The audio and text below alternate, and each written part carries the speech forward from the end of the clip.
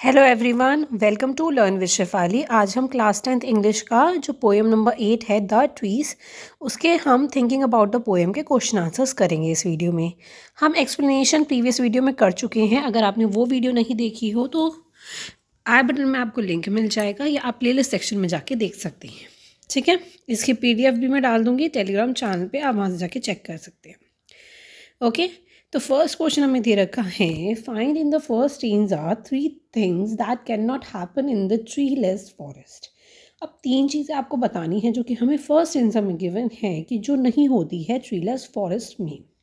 ठीक है, 3 things that can not happen in the treeless forest R S follow. आपको ऐसे करके आंसर लिखोगे तो प्रेजेंटेशन बहुत अच्छी लगेगी। ठीक है, तो फर्स्ट थिंग क्या थी कि जो बर्ड्स हैं वो किस पर बैठती हैं, ट्रीज़ पर ही बैठती है। अगर ट्रीज़ ही नहीं होंगे तो वो बैठ ही नहीं पाएंगी, सिट नहीं कर पाएंगी। ठीक है, जो इंसेक्ट्स होंगे वो ट्रीज़ के अंदर नीचे जो है उनकी रूट्स वगैरह में हाइड जो हो गए होते हैं वो हाइड नहीं कर पाएंगे।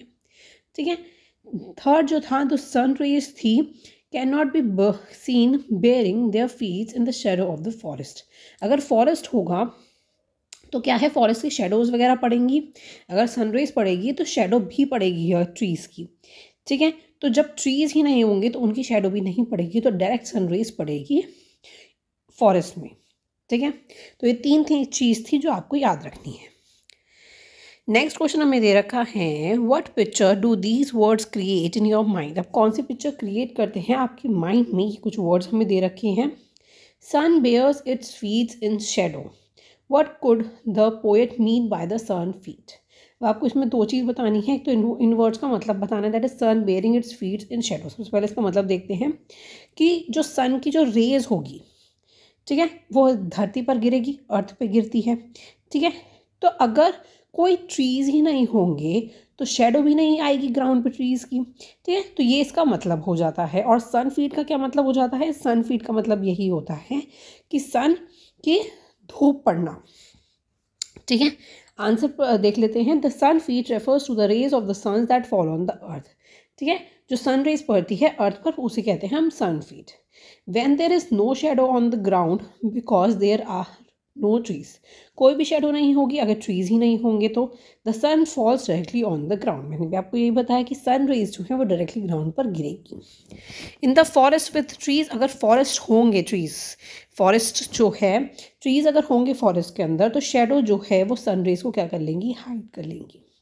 ठीक है, it seems that the sun is bearing its feets in the shadow that fall from the trees. और सन रेज हाइड कर लेंगी और ट्रीज की शेडो जो है वो पड़ने लग जाएगी। ठीक है, नेक्स्ट दे रखा है सेकंड का first part, that where are the trees in the poem, what do their roots, their leaves and their twigs do. Twigs का मतलब हो जाता है दैट छोटी छोटी स्टेम्प सॉरी। ठीक है, तो ट्रीज कहाँ पे है, ट्रीज जो है बोला गया है कि पोएट के घर के अंदर हैं जो कि बाहर निकलने की क्या कर रहे हैं, कोशिश कर रहे हैं। ठीक है, आपको पोएम याद आ गई होगी। बाहर निकलने की बहुत ही ज़्यादा क्या कर रहे हैं, वो कोशिश कर रहे हैं। तो उनके रूट्स जो हैं पूरी रात क्या कर रहे हैं, बाहर निकलने की कोशिश कर रहे हैं कि हम बाहर निकल जाएं। उनकी लीव्स भी बहुत ही ज़्यादा हार्डली ट्राई कर रही हैं कि वो उस ग्लास से बाहर निकले, उस पर बहुत ज़्यादा प्रेशर कर रही हैं। और स्मॉल स्मॉल स्टेम्प्स जो हैं वो भी बहुत ज़्यादा एफर्ट्स कर रही हैं। ठीक है, in the poem the trees are trapped in the poet house, their roots work all night to disengage themselves from the cracks in the veranda's floor. The leaves try very hard to move towards the glass and put a lot of pressure on them so that कि glass जो है वो break हो सके. While the small string, there is small stem with excretion मतलब efforts. ठीक है, वो भी बहुत efforts लगा रही हैं। ठीक है, okay, next. What does the poet compare their branches to? अब branches से किस चीज़ को compare किया जा रहा है ये आपको बताना है। न्यूली डिस्चार्ज पेशेंट्स को कंपेयर किया जा रहा है किससे, ब्रांचेस से। अब ब्रांचेस को कैसे क्रिएट किया जा रहा है कि ब्रांचेस जो हैं वो मूव कर रही है रिपीटली एक पोजीशन से दूसरी पोजीशन पे। ठीक है, अंडर द रूफ।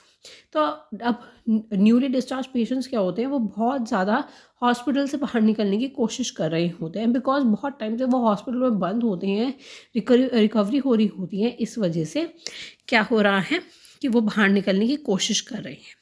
और इसी वजह से क्या हो रहा है कि ब्रांचेस भी जो है वो रूप से बाहर निकलने की कोशिश कर रही है फॉर द फ्रेश एयर्स। ठीक है, the poet compare the branches that have been sniffing, that is moving repeatedly from the one position under the roof to the newly discharged patient who seems to be half dazzled as a step forward towards the hospital door after recovering from the long illness. In the similar conditions, branches also have been confined under the roofs and when to get out into the open to spread themselves in the fresh air. Okay, बहुत easy question था, आपको बताना था compare किससे किया जा रहा है। नेक्स्ट, थर्ड का फर्स्ट क्वेश्चन हमें दे रखा है, how does the poet describe the moon. तो पोएट ने मून को कैसे डिस्क्राइब किया गया है, फर्स्ट हमें दे रखा है at the beginning of the third stanza और at its ends what causes this change. तो देखो, बिगनिंग के में जो थर्ड स्टेंजा है उसमें कैसे डिस्क्राइब किया गया और एंड में कैसे डिस्क्राइब किया गया, आपको ये चीज़ बतानी है। अब जो होता है फुल मून होता है, ठीक है, अगर फुल मून होगा तो पूरे स्काई में क्या होगी, बहुत ज़्यादा लाइटनिंग होगी, बहुत ज़्यादा फ्रेश होगा, बहुत ज़्यादा शाइन नाइट होगी वो, ठीक है, शाइनी नाइट होगी। और एंड ऑफ द स्ट्रेंजर में बोला गया है कि मून जो है वो क्या कर रहा है, ऐसा लग रहा है उसके पीसेस में उसको ब्रेक किया गया है लाइक अ ब्रोकन मिरर। ठीक है, तो उसकी जो शाइन है वो एक टॉल ऑक ट्री पे पड़ रही है जो कि उसको क्या कर रही है, छोटे छोटे टुकड़ों में क्या कर रही है, बांट रही है। ठीक है, तो ट्रीज़ क्या हैं, बाहर निकल चुकी हैं और वो सारी जो मून की शाइन है उसको कवर कर रहे हैं। ये चीज़ें इसमें आपको बतानी है। At the beginning of the third stanza, the poet says that the full moon is shining in the open sky in the fresh night. ठीक है, फुल मून जो है शाइन कर रहा है। At the end of the stanza, she described that the moon break into the pieces like a broken mirror. कि moon जो है वो पीसेस में ब्रेक करता हुआ ऐसा लग रहा है जैसे ब्रोकन मिरर ब्रेक हो जाता है। ठीक है, मिरर जैसे ब्रेक हो जाता है। And shines on the head of the told oak trees, उसकी जो शाइन किस पे पड़ रही है, ट्री पे पड़ रही है, ओक ट्री पे पड़ रही है। ठीक है, as the trees moves outside they cover some of the shine of the moon and its can be seen only in the parts. आप मून को क्या देख सकते हो, पार्ट्स में देख सकते हो। ठीक है, that is why it seems that the moon has broken into pieces, और इसी वजह से बोला गया कि मून को जो है पीसेस में ब्रोक हुआ है ऐसा दिखाई दे रहा है। ठीक है, इतना क्लियर है। नेक्स्ट देखते हैं, what happen to the house when the trees move out of it. अब उस घर का क्या हुआ, अगर ट्रीज बाहर निकल चुके हैं तो घर का क्या हो जाता है, ग्लासेस ब्रेक हो गए हैं, वहाँ पे मरमर की ट्रीज की साउंड आ रही है, वो भी बिल्कुल वैनिश हो चुकी है और घर क्या है, बिल्कुल साइलेंट हो चुका है। ठीक है, when the trees moves out of the house the glasses breaks and the whisper of the trees vanish leaving the house silent. बहुत शॉर्ट आंसर इसमें आपको लिखना था। नेक्स्ट देख लेते हैं, what do you think that the poet does not mention the departure of the forest from the house in her letter. अब आपको क्या लगता है कि पोएट ने क्यों मेंशन नहीं किया कि डिपार्चर जो हुआ था फॉरेस्ट का departure of the forest from the house अपने लेटर में मेंशन क्यों नहीं किया गया। देखो, ह्यूमंस जो हैं, हम ह्यूमंस जो हैं नेचर की केयर नहीं करते, बहुत ज़्यादा वुड वगैरह कट किया जाता है। ठीक है, जिससे बहुत सी चीज़ें बनाई जाती है। ठीक है, तो फॉरेस्ट को, ट्रीज़ को कट करना मतलब आप अपने आप को ही नुकसान दे रहे हो। ठीक है, अपने ही लाइफ को क्या कर रहे हो, डिस्ट्रॉय कर रहे हो, बिकॉज हमारे लिए नेचर क्या है, बहुत ही ज़्यादा इम्पॉर्टेंट है। ठीक है, बिकॉज हमें फ्रेश एयर मिलती है ट्रीज़ वगैरह से, तो इसका मतलब क्या हो जाता है कि डिस्ट्रॉय कर देना ट्रीज़ की ब्यूटीज़ को, फॉरेस्ट की ब्यूटीज़ को डिस्ट्रॉय कर देना। ठीक है, तो the poet hardly mentioned about the departure of the forest from the house in her letter because it is the humans who did not care for the nature in the first place. वो care नहीं करते हैं बिल्कुल भी। So maybe the poet now think that nobody would be interested about the efforts that the trees are making in order to set themselves free. इसीलिए poet को ये चीज़ लगती है कि किसी को भी इस चीज़ में इंटरेस्ट नहीं होगा कि ट्रीज़ ने कितने एफर्ट्स डाले खुद को फ्री करने के लिए। ठीक है, of other man's care about the trees they would not destroy them. अगर मैन लोगों को, हम ह्यूमंस को अगर इतनी ही फिक्र होती है ट्रीज़ की तो वो उन्हें डिस्ट्रॉय नहीं करते। It seems that this whole beauties of the trees moving back to the forest can be seen and felt only by the poet.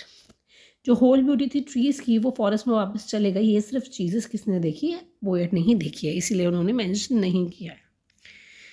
Next question, that now that you have read the poem in details, we can begin to ask what the poem might means. Here are the two suggestions. Can you think of others? अब इसमें ये बोला गया कि आपने poem को detail में पढ़ लिया है, अब क्या आपसे ये पूछ सकती है पोएम का कि क्या मतलब था। अब 2 सजेशन हमें दे रखे हैं, उसके बारे में हमें बात करनी है।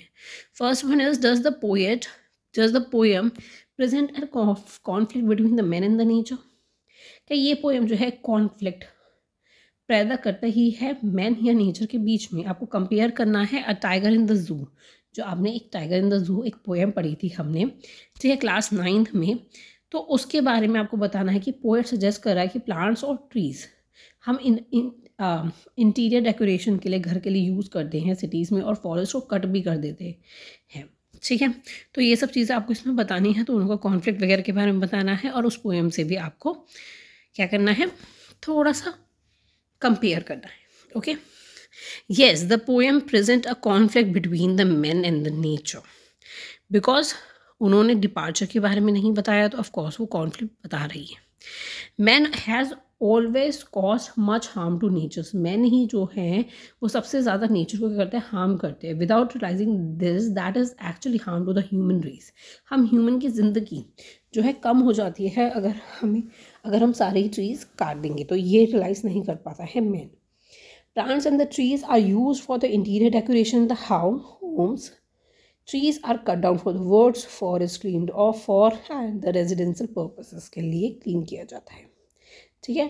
तो by keeping trees inside the walls, अगर हम वॉल्स में उन्हें रखेंगे तो denying them their nature home, उन्हें नेचर का होम नहीं मिलने का है और उनकी फ्रीडम चली जाएगी, ठीक है। इसी वजह से ट्रीज जो हैं वो बाहर निकलने की कोशिश कर रहे हैं। Similarly a tiger in the zoo जो पोएम है, तो पोएट ये हमें क्या दिखाता है कि एनिमल्स भी केज में बंद होके उनकी फ्रीडम वगैरह छिन जाती है, जबकि एनिमल्स को कहाँ रहना चाहिए, जंगल में रहना चाहिए, वो फ्रीली घूम पाए, यही नेचर का है, ठीक है। तो वही चीज़ इसमें भी बोली गई है। The poet shows that the animals feel bonded by the cages and they want to get free and run wild in the open, जिससे वो ओपनली बहुत ही अच्छे से घूम सके, ठीक है। सेकेंड क्वेश्चन हमें दे रखा है, on the other hand Edwina Rich has been known to use trees as a metaphor for the human being. This is recurrent image in her poetry. What new meaning engaged from the poem if you take the trees to be the symbolic of this particular meaning? अब एंड्रीना rich ने क्या करा है, use का ऐसा metaphor use किया है for the human beings के लिए, ठीक है। तो इसका जो ये न्यू मीनिंग निकल के आता है, जो ट्रीज़ को सिंबॉलिक किया गया है इस पर्टिकुलर मीनिंग का, उसके बारे में आपको इसमें बताना है, ठीक है। तो ट्रीज़ को जो as a human being metaphor use किया गया है कि trees that human wants to break free of the boundaries that life put on them. अब देखो हम ह्यूमंस में क्या है, स्पेशली अगर मैं वुमेंस की बात करती हूँ, तो हम वुमेंस को क्या है, बाहर निकलने की इतनी परमिशन नहीं होती है आज भी कि आप अपने पसंद के कपड़े नहीं पहन सकते हो, अपने पसंद का ये नहीं कर सकते हो, अपनी पसंद का वो नहीं कर सकते हो, वैसे बहुत सी चीज़ें होती हैं। तो हम ह्यूमंस भी क्या है, फ्रीली अपना लाइफ जो है वो बिताना चाहते हैं। तो ये बाउंड्रीज़ वगैरह जो लग जाती है हमारे पर, उससे फ्री होना चाहते हैं, ठीक है।